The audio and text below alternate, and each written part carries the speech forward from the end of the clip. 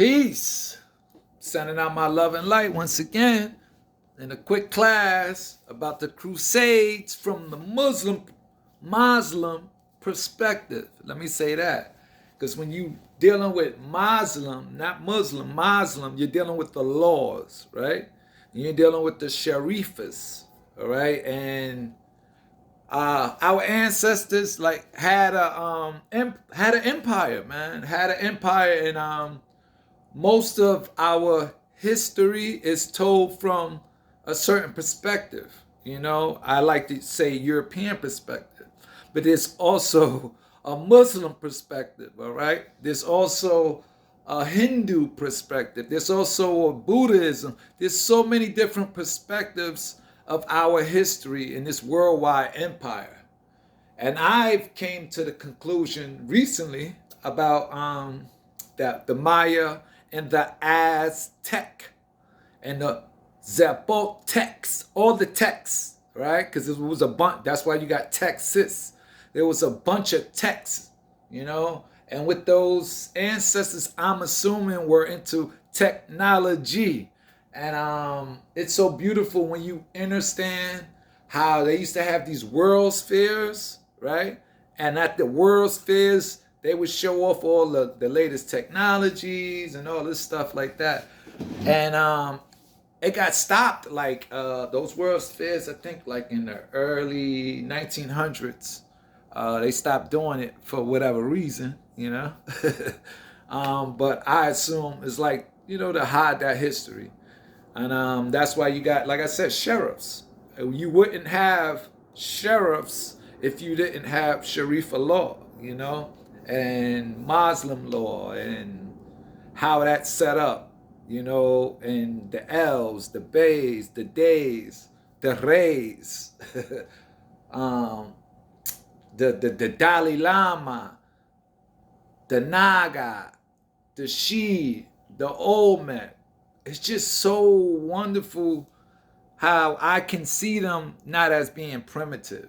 You know, how at once I did see them like, oh shit, they didn't know what, man, they knew way more than, they knew thyself, put it that way. And they knew that the human body and our organisms is connected with the thing that they call space, you know, the sun.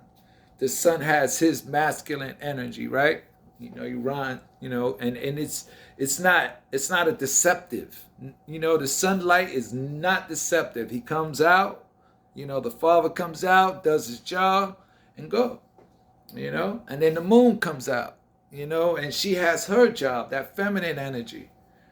And under that feminine energy, there's, oh wow, so much stuff that I guess that can be played with and manipulated, because like women, you know, they have that mischievous and mysterious way, and that's why I assume they say the earth is mysterious. You know, Mother Earth is a mysterious place. And if you ask me, when the Creator divided the light, which is us, the light, he divided masculine and feminine light. It's in the books. He divided the light, that energy, that frequency, electricity. I'm full of it. You're full of it. It's all over. Even though they fucking put a regulator on it, you know, thanks to Con Edison. But if Tesla would have got his thing done, right? The real Tesla, not this dude. We would have had free energy. Damn, I went 3 minutes in. Let's get it into where I was at with the... Shout out to Kings and Generals. That's what I was about to say, man. All right? And I'm sure you know who this is. Avant. The original purpose of the Crusades was forgotten. Let's go. Third Crusade. The Third This time, Crusade. the Crusaders were more successful. And I got As nice the St. iconic John's. medieval European All monarchs right? like Frederick Barbarossa and Richard the Lionheart Jose. played an important role in it. The Crusaders managed to regain Juan major de parts of Silva, the Levant, all right? and The captured governor Mecca. of Maya Against the ultimate Ways, prize, one of the Jerusalem governors. was protected by Saladin. So he came from The right over Treaty of there. Jaffa was signed between Richard and Saladin in Saladin! 1192, which Salamine! recognized Saladin's control over Jerusalem, who pledged to I don't think that allow was unarmed as old as Christian they making it pilgrims and seem, merchants bro. to visit the holy city. I mean, family. The following Crusades did not do much better to alter the status quo in the Levant.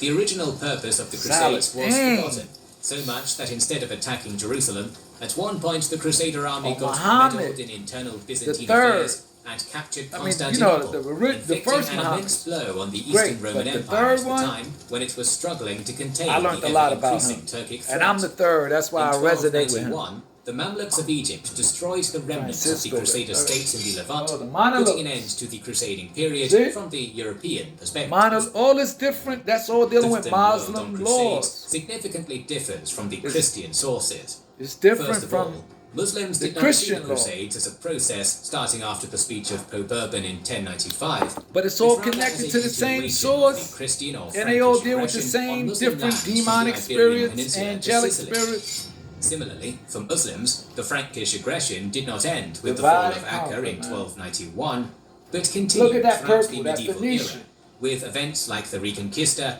arguably all the way until the rise of the Ottoman Empire as a state powerful enough to protect the Islamic realm. It is notable that the Muslims of the Levant, who were at the receiving end of the First Crusade, at first thought of the invaders as another mercenary army sent by the Byzantines to plunder their lands. Only after understanding that this time the threat was coming from Europe, the chroniclers started referring to the crusading armies as Franks. One of the first Muslim chroniclers to write about the Crusades was a legal scholar and a preacher at the Great Mosque of Damascus, Ali ibn Tahir al-Salami. 6 years after the Crusader quest of Jerusalem, he presented his account and then they made a fucking salami as a salami. Oh my God! The Book of Holy War, which became an important part of medieval Islamic historiography. Al-Salami wrote the Book of Holy War. Al-Salami saw the First Crusade as a continuation of the Christian aggression in the Islamic world, which started with the Norman conquest of Sicily, then continued in Spain, and finally arrived in the Levant. A host of Franks swooped down upon the island of Sicily at a time of division and dissension, and likewise they took possession of town after town in Islamic Spain, Al-Andalus.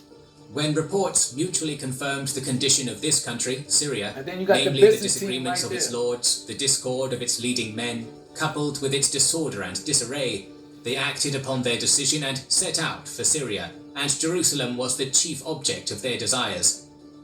They continued zealously in the holy war, jihad, against the Muslims, until they made themselves rulers of lands beyond their wildest dreams. Wow.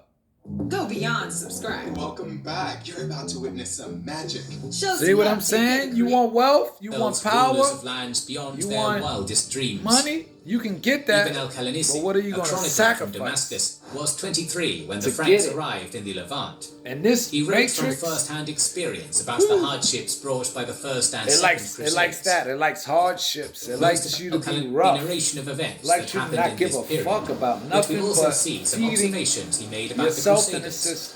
He recognized their prowess on the battlefield. He spoke of fear imposed on many Muslims by heavy armored mounted Frankish knights. Al-Khalanisi spoke of the Crusader victory over the Seljuks, describing fear caused by it in the Islamic camp. Fear? This event, so shameful for Islam, became known. There was a real panic. Dread and anxiety swelled to enormous proportions. How can you be in your right mind if you Al-Khalanisi played an important role in reshaping the Crusader Frankish stereotype of powerful but savage warriors, who would often commit atrocities, which would continue to impact the writing of future chroniclers. And the elves and the is another notable chronicler of the Crusades. And the Ibns and the Bays and the Days. Yeah, like, I mean, not y'all, but some people just really are stuck in this, this realm right here, this matrix, and think that it's all, that's the all, that this is everything, New York, flying to LA, going to Paris, and wearing Dolce & Gabbana and Coco and all this fucking bull crap, when it's all based on a certain energy, and if you're not aware of it possessing you, because it possesses us, man, for real. People don't even realize it. Oh, but I don't want to get too deep. You got to learn to let go. And learn yourself, learn thyself, learn thy neighbor, learn thy enemy, You know, learn, you know, thy creators, all right? The frequency, the energy, the vibration. Because that's what it's all, you know, when you think about, if you want to think about like gods and ascension, it's all light and vibration, and it's beautiful once you are aware of it in here, you know. So one time for the one time, this should be the last class for today.